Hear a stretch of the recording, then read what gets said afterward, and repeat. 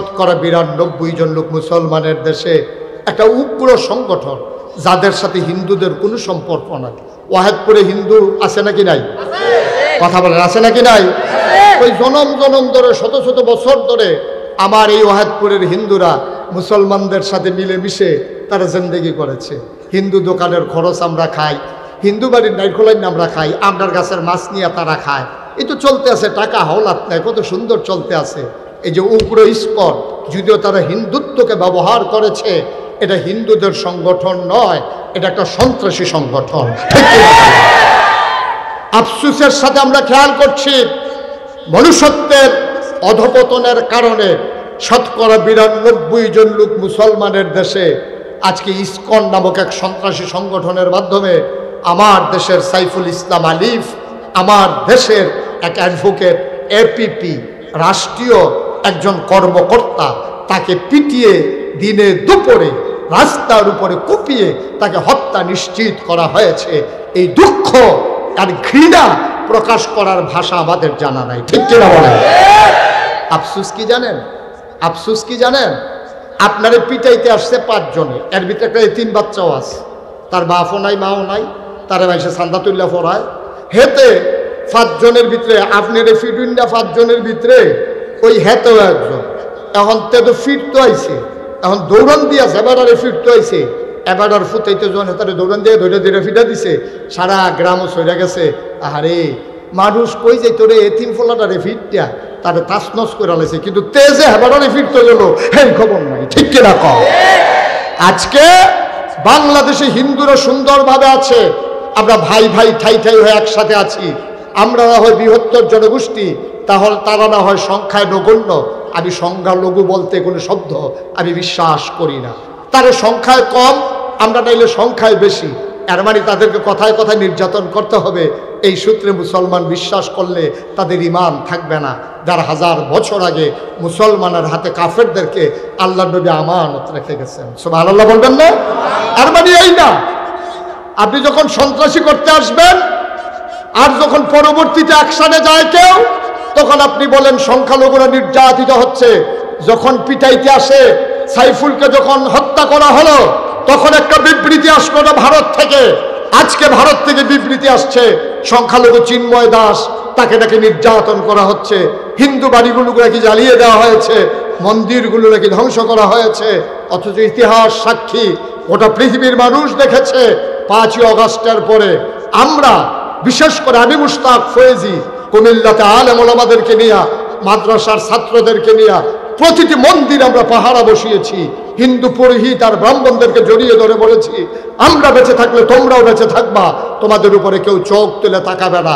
বাংলাদেশের হিন্দুরা বুঝে নাই মায়ের পেটের সন্তান যত নিরাপদ, বাংলাদেশের হিন্দুরা মুসলমানদের কাছে তার চাইতে বেশি নিরাপদ, ঠিক কি না? আমরা বিশ্বাস করি যারা অন্যায় করেছে তাদের বিচার হবে, কিন্তু আমরা যারা মুসলমান, আমরা অন্যায়ের আবার ভাগীদার হব না। আমরা আমাদের হাতে আইন তুলে নেব না। প্রশাসন করার যা করার করবে, আমরা কোনো হিন্দু বাড়িতে আক্রমণ করব না। এই সুযোগে হিন্দু দোকানগুলোতে লুটপাট করব না, হিন্দুর জমিন দখল দেব না। এটাই হচ্ছে ঈমান, এটাই হচ্ছে মনুষ্যত্ব। বিভিন্ন মসজিদের ইমাম সাহেবান, ওলামায়ে কেরাম, মুরব্বিয়ানে আজাম, কলিজার টুকরা যুবকেরা, পর্দার আড়ালের আমার মা ও বোনেরা, সবার প্রতি আমার আবারও আন্তরিক সশ্রদ্ধ সালাম। আসসালামু আলাইকুম ওয়া রাহমাতুল্লাহি ওয়া বারাকাতুহু। আমি এই ওয়াহেদপুর ময়দানে অনেকবার এসেছি।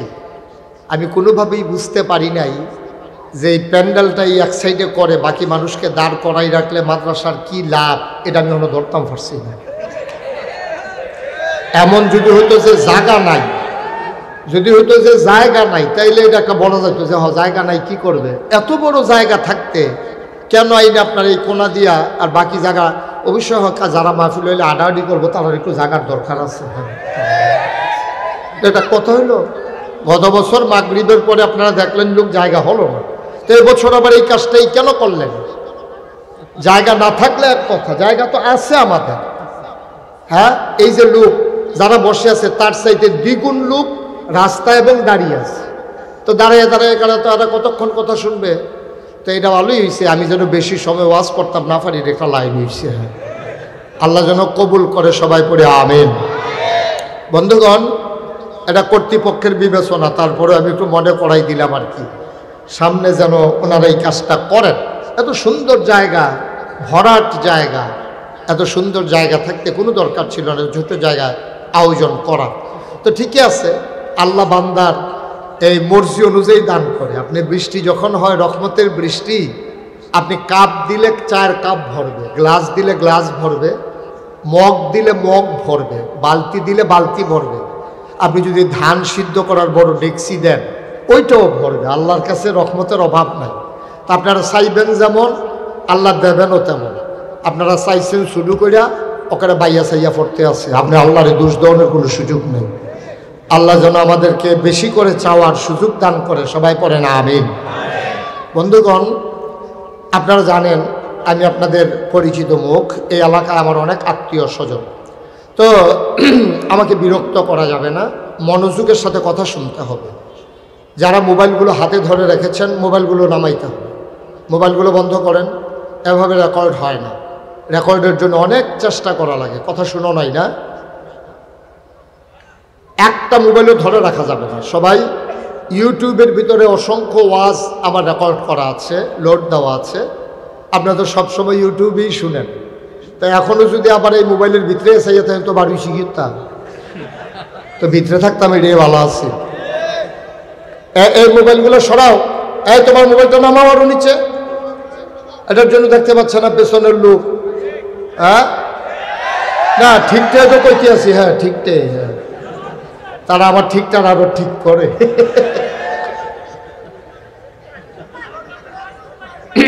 সবাই পড়েন আমিন।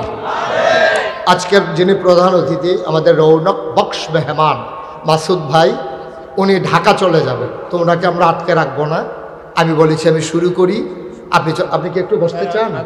ওকে ফাইন, মোস্ট ওয়েলকাম। জি ইনশাআল্লাহ, আল্লাহ যেন কবুল করে, সবাই পড়ি আমিন। জুড়ে আরো জুড়ে কইতেন না, কইয়েন আমিন কইয়েন। প্রফেসর স্যার একটু ঘুরে বসেন আমার দিকে, আমার আবার বদ অভ্যাস সাইয়া সাইয়া ওয়াজ করি। আপনিও ঘুরেন না? এবারে ঘুরতো না তো, না ঘুরার কারণ আছে। আমি 14 গ্রাম এক মাহফিল গিয়া দেখি, একবার কইছি ও ঘুরে আমার দিকে বল না, বয় না। আমি 3 বার কইছি, পরে এবার ঘুরে না। পরে যে গেলাম কিও, আপনি আমি বারবার কইতেছি ঘুরে বল, সমস্যা কি? দেখো হুজুর আমি এই এলাকার চেয়ারম্যান। তো আমি আপনি চেয়ারম্যান হইলে আমার দিকে চাইলে সমস্যা কি? আপনার দিকে চাই আলাপ আছে, সব বোর্ড হইলো আমার সামনে, আপনার কাছে আলাপ কি?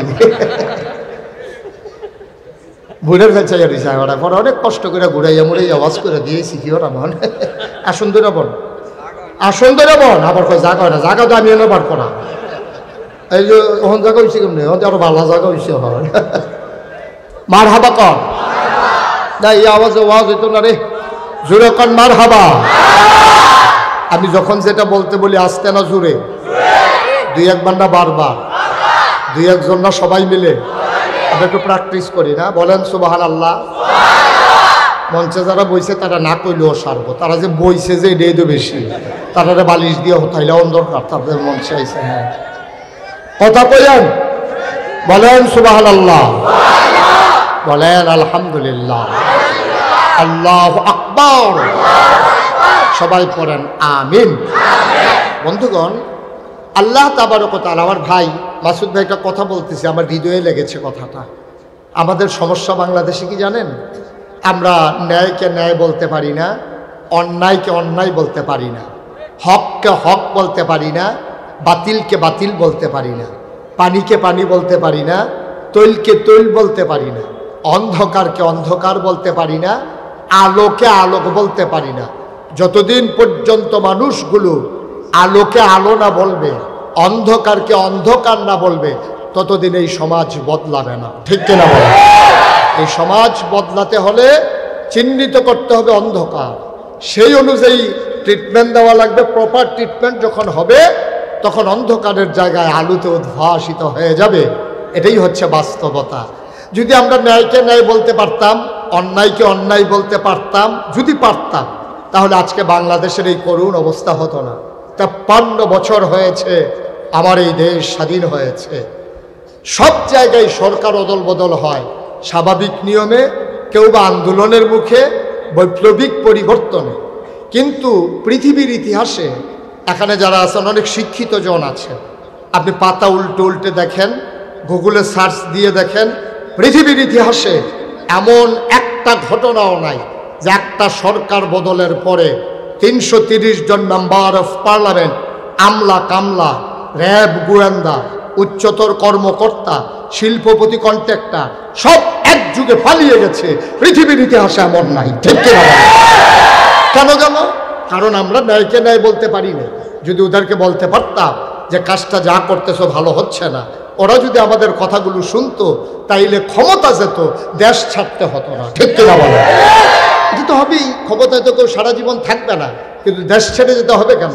আমরা যে কি একটা ক্রাইসিসের পিরিয়ডের ভিতরে পড়ে গেছি, এটা আপনারা বুঝবেন না, আপনারা এটা জানবেন না। একটা প্রজন্ম যখন হারিয়ে যায় তখন এই দেশটার মারাত্মক ক্ষতি হয়। ওরা থাকতো, ওদের বিচার হতো, অন্যায়গুলো তারা সাফার করত, অন্যায়ের পরিণাম যদি তারা ভোগ করত, তাহলে ইতিহাস হতো, মানুষ আর অন্যায় করতে সাহস পেত না।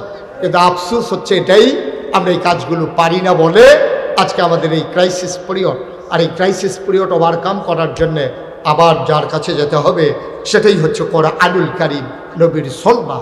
আল্লাহ যেন কবুল করে, সবাই পড়ে আমিন। আমরা সেই আলোকেই আমরা কথা বলবো ইনশাআল্লাহ। আল্লাহ তাবারক ওয়া তাআলা যেন সুযোগ দান করেন, সবাই পড়ে আমিন। তা আমার সম্পর্কে তো সবার ধারণা আছে, 3 পতন নিস্তব্ধতার মাঝে কথা হবে, একটা শব্দ করা যাবে না, এদিক সেদিক তাকানো যাবে না, পকেটে ঢুকাও, একটা শব্দ করা যাবে না। যতক্ষণ আলোচনা চলে তোমাকে হয় এটাকে ফিক্সড করে বসতে হবে, নাইলে ক্যামেরা খুলে চলে যেতে হবে। দুইটার একটা, তুমি কোনটা করবা? 2 একজনের লোকের কথা কইয়া থিতাইলাম, আপনারা বাইক ফোন দাও যে কিতা করলে ভালো হইব। বিরক্ত করা যাবে না মানুষকে, মানুষ কষ্ট পাচ্ছে। কয়বার ডাক দিছে তোমাদেরকে, ফিক্সড করে দিয়ে বসে যাবা, তোমাদের তো নিষেধ নাই।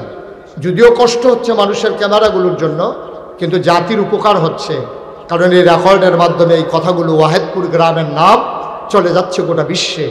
আমেরিকা, ব্রিটেন, সব জায়গার মানুষগুলো আজকে ওয়াহেদপুরের মাহফিলকে তারা উপভোগ করছেন, তারা কথা শুনছেন এই সোশ্যাল মিডিয়ার সুবাদে। তাদেরকে থামিয়ে দেওয়া যাবে না, এর মানে তোমরা আবার কায়দা বুঝে বিরক্ত করবা, এইটাও না। দুইটার একটাও করা, তাদেরটাও চলবে, কিন্তু বিরক্ত আমরা হব না।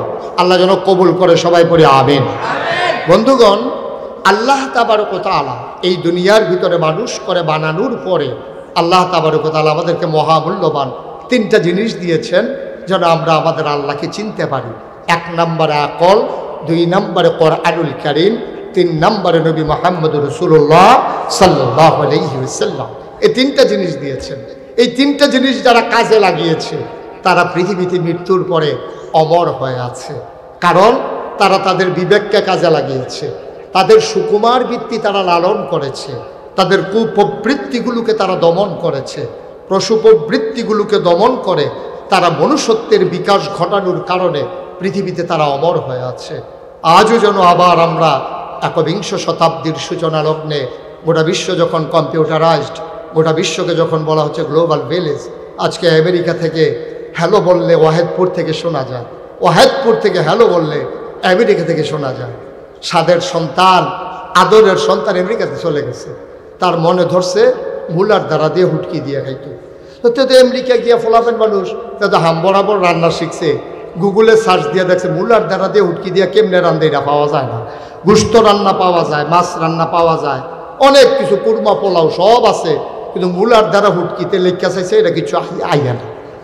তো এই মুলার দ্বারাতে হুটকি দিতে খাইব কেমনে? এখন ভিডিও কল দিছে তার মারে ওয়াহেদপুর, আম্মা এই মুলার দ্বারাও পাইছি সুপার মার্কেটে, শুটকিও পাইছি, কিন্তু রান্না করবো কেমনে তো এটা তো মনে নাই, আমার তো মনে নাই, আমি জানিও না।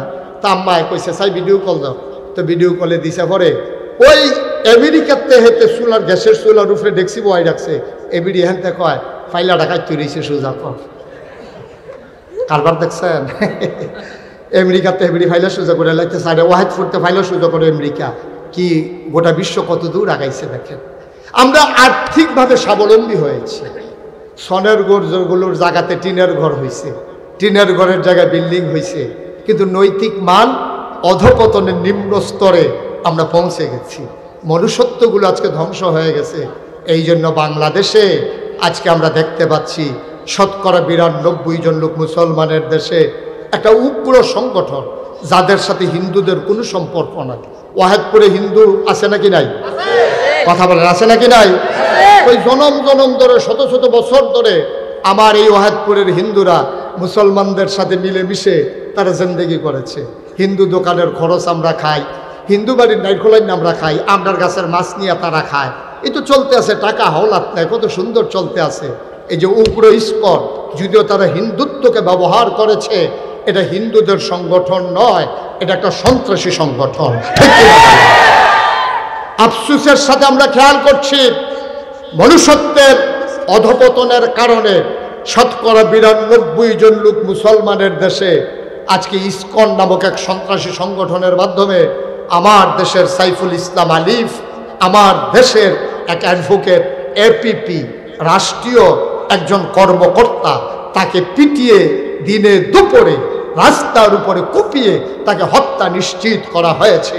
এই দুঃখ আর ঘৃণা প্রকাশ করার ভাষা আমাদের জানা নাই, ঠিক কিনা বলেন? আফসোস কি জানেন?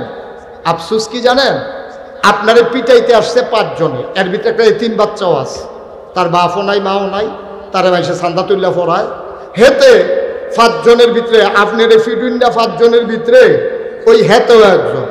এখন তে তো ফিরতে আইছে, এখন দৌড়ান দিয়েছে, এবার আর ফিরতে আইছে, এবার আর ফুটাইতে জন হেতারে দৌড়ান দিয়ে ধরে ধরে ফিটা দিছে।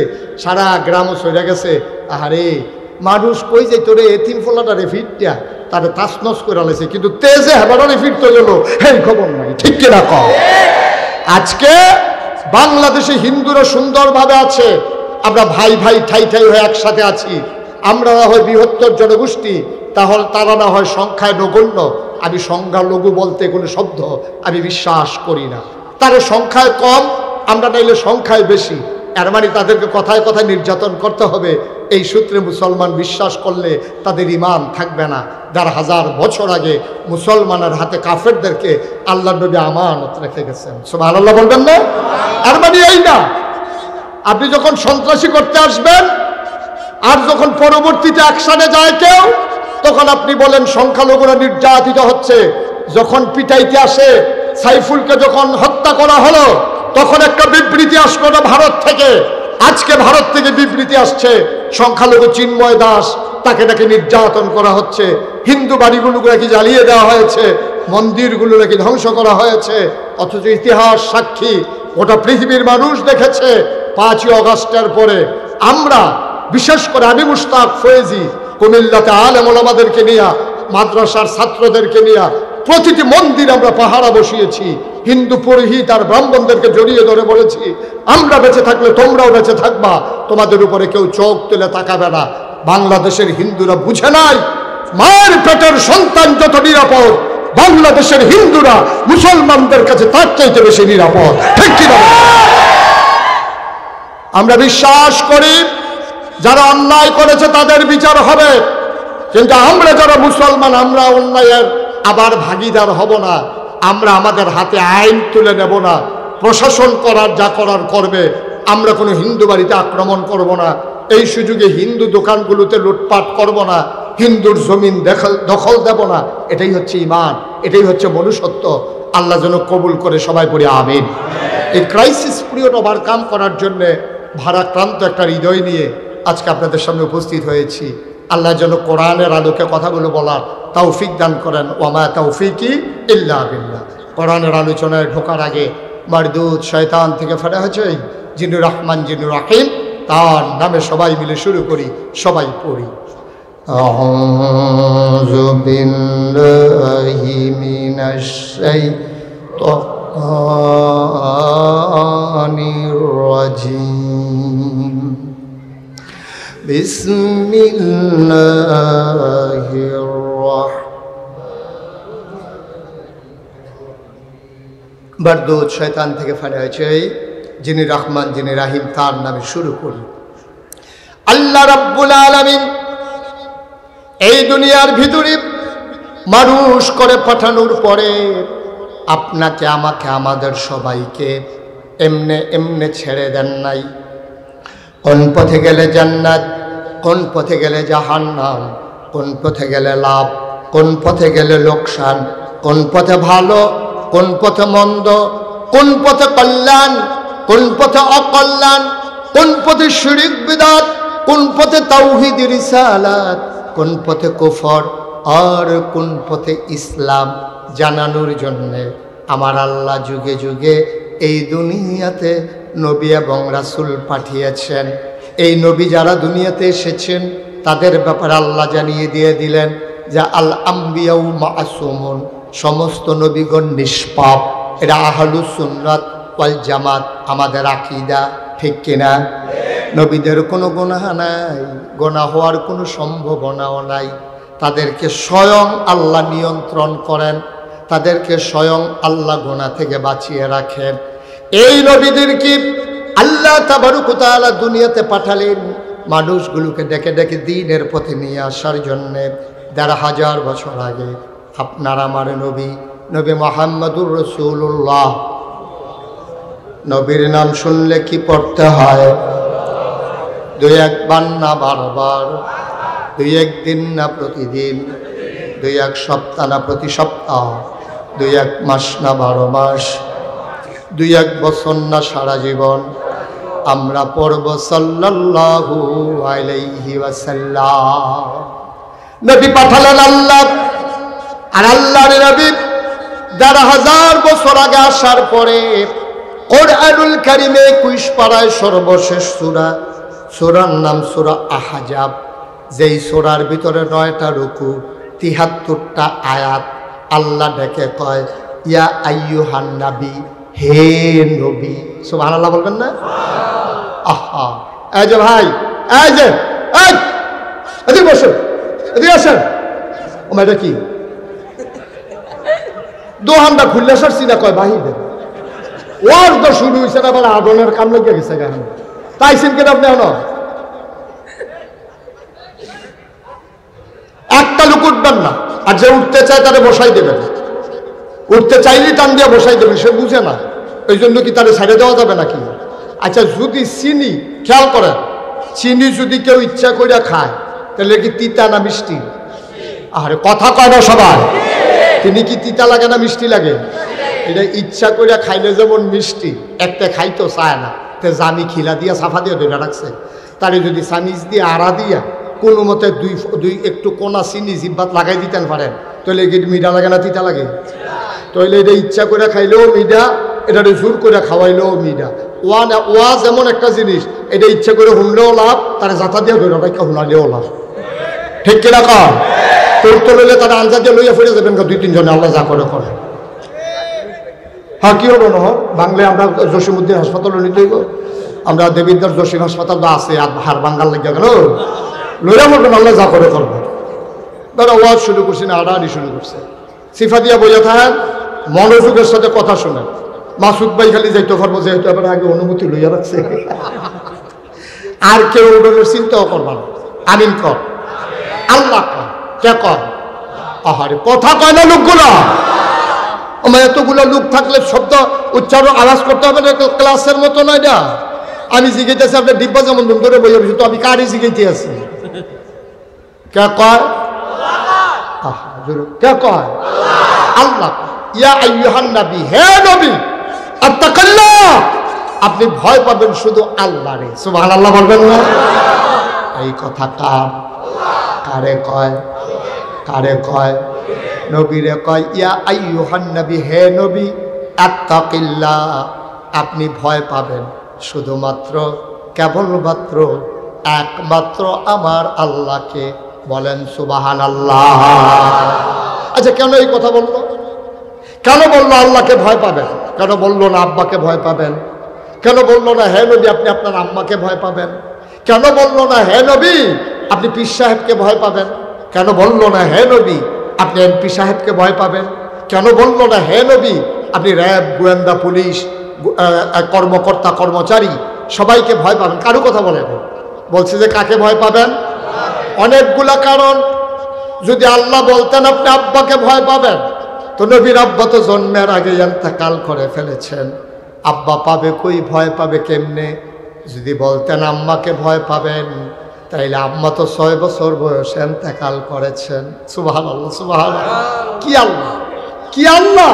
আপনি বুঝছেন কিছু আন্দাজ আছে? আল্লাহ মায়ের কথা বলে নাই, বাবার কথা বলে নাই। কেন বলে নাই? যে কোনো সময় আব্বা হারিয়ে যাবে, যে কোনো সময় আম্মা হারিয়ে যাবে। যদি বলতো দাদাকে ভয় পাবেন, 9 বছর বয়সে নবীজি দাদাকেও হারিয়েছেন। যদি বলতো পীর সাহেবকে ভয় পাবেন, তো পীর সাহেব বছরে আসছে একবার, দিনের ভিতরে বছরে 365 দিন, বাকি রয়ে গেছে 364 দিন। তো পীর সাহেবরে যদি ডরাইতো কইতো, তাইলে বছরে একদিন ডরাইলেই হইতো। 364 দিন তার মন যা চায় সে তাই করতে পারত, ঠিক কিনা? কিন্তু কি কায়দা করে আল্লাহ কইছে আল্লাহরে ডরাইবে। কেন ডরাইবেন আল্লাহরে? আল্লাহ ঘুমান না, সুবহানাল্লাহ গায় না। আপনি ঘুমিয়ে যান, ওই ঘুমের ভিতরে আপনি কি করেন এইটাও আল্লাহ দেখেন। পানির নিচে আপনি কি করেন সেখানেও আল্লাহ দেখেন। রমজান মাসে প্রচন্ড গরম, বৈশাখ মাসে রোজা, চাপ দিছে টিউবওয়েলের ভিতরে, একটা ছেলে দাঁড়ায়া দাঁড়ায়া চাপতেছে, আপনি অজু করতেছেন, 3 বার কুলি করা লাগে অজুর ভিতরে। আপনি 2 বারের পানি ফেলেছেন, মাঝের কুলির পানিটা ঢুক গিলে ফেলেছেন। যে চাপ দিতেছে সেও জানে না, জানে একজন, তিনি কে? আপনি পানির ভিতরে কি করতেছেন এটাও দেখে। আপনি মনের অজান্তে কেমন করে করছেন কেউ জানে না, একজন জানে। এই জন্য আল্লাহ পীর সাহেবের কথা বলে নাই। পীর সাহেব যখন আছে তখন নাই। আপনি বিড়ি টানতে আসেন, তা আল্লাহ কইছে তুমি পীর সাহেবরে ডরাইবা। তা আপনি হুজুরে দেখেছি না, বিড়ি আসিল সামনের দিকে, এটার ইউট্রান দিয়ে লইয়াছেন ভিতরের দিকে। বিড়ি আসিল আঙ্গুলের সামনের দিকে, এখন এটা ঘুরাইয়া বিড়ি লইয়াছেন ভিতরের দিকে। এর ভিতরে দিয়ে পীর সাহেব মোরসা দিয়ে সামনে ফুটে গেছে, আপনি ডরাইছেন। জিজ্ঞেসে শরীরটা কেমন? তো ভিতরে না দমা রইছে। এটা তো হানাইতে পারতেছেন না, কইতে পারতেছেন না, তো করতেছেন আর কি। আটকায় পীর সাহেব যখন কয়েকবার জিজ্ঞেস আপনি আব্বা কেমন আছে, আম্মা কেমন আছে, দোমার কতক্ষণ সাফা দিয়া রাখুন যায় বাড়ি গেছে কেন বচ্চু লইয়া। যদি মানুষটা আল্লাহরে ভয় পাইতো, আল্লাহ তো 24 ঘন্টা তোমারে দেখেন, পানির নিচেও দেখেন, রাতের আধারেও দেখেন, দরজা বন্ধ করলেও দেখেন। এই জন্য গোটা পৃথিবীর মানুষগুলো আজকে America, Britain, Sweden, Switzerland, Spain, France, বিভিন্ন জায়গার মানুষগুলো বড় বড় বিশ্ববিদ্যালয়ে গবেষণা করছে। 1500 বছর আগে 40 বছর বয়সে নবীর নবুয়ত পেল, 63 বছর বয়সে ইন্তেকাল হয়ে গেল। নবুয়তের জিন্দেগি পাইল মাত্র 23 বছর। এই 23 বছরে আল্লাহর নবী কেমন করে এত সোনার মানুষ বানালেন, সবাই গবেষণা করলো। সবাই গবেষণা করে এক বাক্যে রায় দিয়ে দিল, তারা বাংলাদেশের আইনকে ভয় পায় নাই, তারা কখনোই পুলিশ, র্যাব, গোয়েন্দাকে ভয় পায় নাই। রাতের আধারেও তারা চিন্তা করেছে কেউ দেখুক আর না দেখুক, একজন দেখে তাদের কলিজায় ওই আল্লাহর ভয় পয়দা হয়েছে। এই জন্য যেই মানুষগুলা 23 বছর আগে রাস্তার মোড়ে লাঠি নিয়ে দাঁড়াই থাকতো ডাকাতি করার জন্য, 23 বছর পরে আজও লাঠি নিয়ে দাঁড়াই থাকে। কেউ ডাকাতি করে কিনা পাহারা দেওয়ার জন্য। 23 বছর আগে দাঁড়াই থাকতো ডাকাতি করার জন্য, আর 23 বছর পরে দাঁড়াই থাকে কেউ ডাকাতি করে কিনা পাহারা দেওয়ার জন্য। দেখছেন অদল বদলটা কি 1%, 40% না 50%? এটা 100%-এর চাইতে বেশি মানুষটা অদল বদল হয়ে গেছে।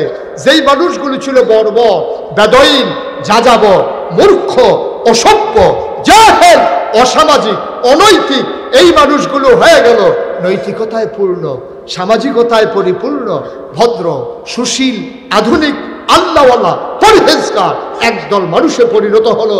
নবীজি করে দিলেন মাত্র 23 বছরের ব্যবধানে অন্তরে যে জিনিসটি জাগিয়ে দিয়েছেন তার নাম হলো আল্লাহর ভয়। সুবহানাল্লাহ বলবেন না? এই যে আজও আমরা সবাই মিলে যদি একমাত্র আল্লাহকে ভয় পাই, চিন্তা করি, ইসলামকে ডরানোর দরকার নেই, র্যাবের দরকার নেই, পুলিশের ডরানোর দরকার নেই, রাজনৈতিক ক্যাডারের ডরানোর দরকার নেই, সর্দারের ডরানোর দরকার নাই, যে বেটা 7 ফুট এবারে ডরানোর দরকার নাই। আপনি ডরাইবেন আল্লাহরে। আল্লাহরে ডরানোর কারণে আপনি সোনার মানুষ হওয়া সহজ। একটা কথা বললেই আপনি বুঝে যাবেন ইনশাআল্লাহ। আল্লাহ যেন সুযোগ দান করে, সবাই কোন আমিন।